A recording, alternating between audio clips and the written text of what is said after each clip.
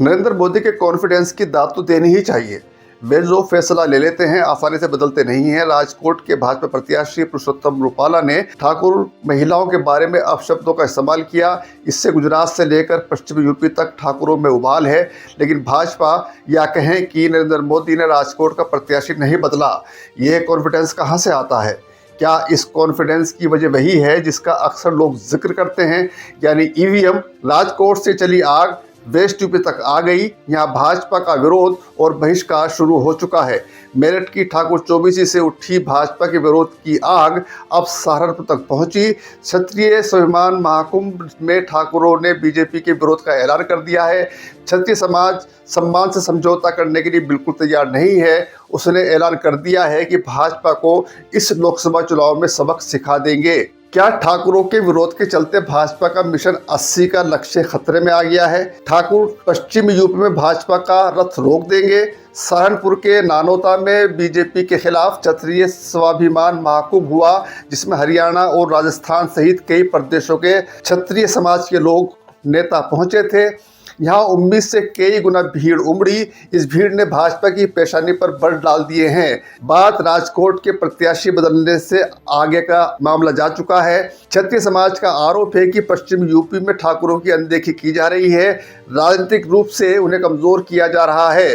पश्चिमी यूपी के कई जिलों में मजबूत संख्याबल होने के बावजूद उन्हें नजरअंदाज कर दिया गया।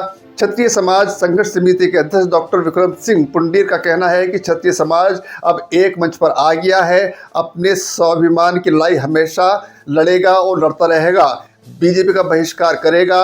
ठाकुर पूरन सिंह ने कहा कि रघुकुल रीत सदा चली आई, प्राण जाए पर वचन न जाई। क्षत्रिय समाज का बीजेपी का विरोध गांव-गांव तक पहुंच गया है।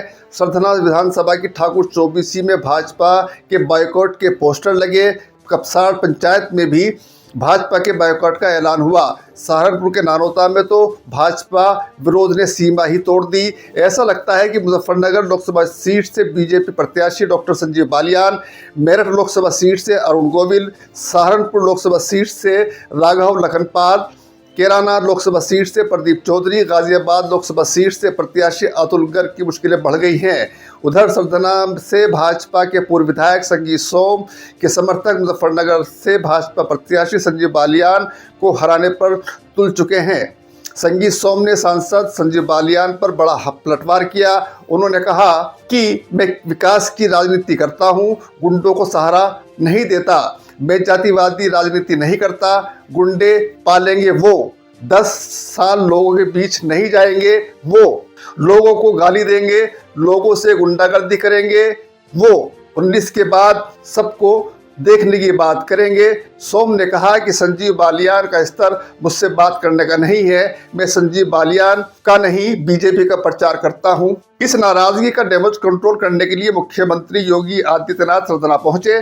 सरधना के गांव राधना में सीएम योगी जनसभा को संबोधित करने पहुंचे। सभा में संगीत सोम जिंदाबाद के नारे लगे।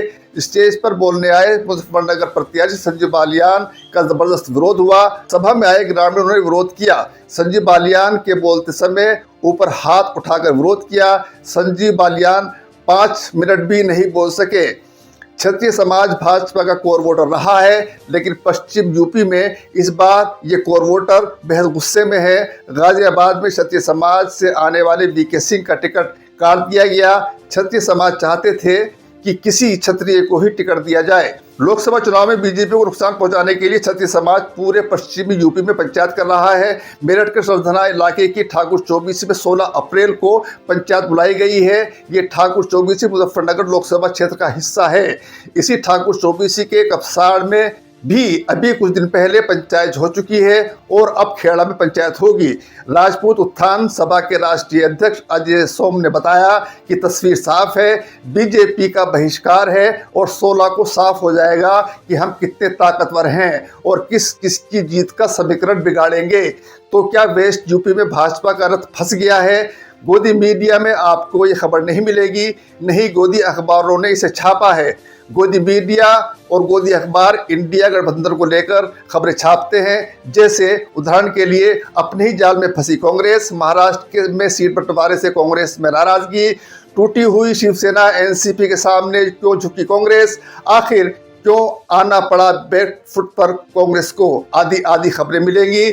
इस तरह की खबरें जो भाजपा में बगावत हो रही है, भाजपा का विरोध हो रहा है गुजरात से लेकर वेस्ट यूपी तक, इसकी खबर आपको गोदी मीडिया, गोदी न्यूज़ चैनल, गोदी अखबारों में नहीं मिलेगी। बहुत बहुत शुक्रिया।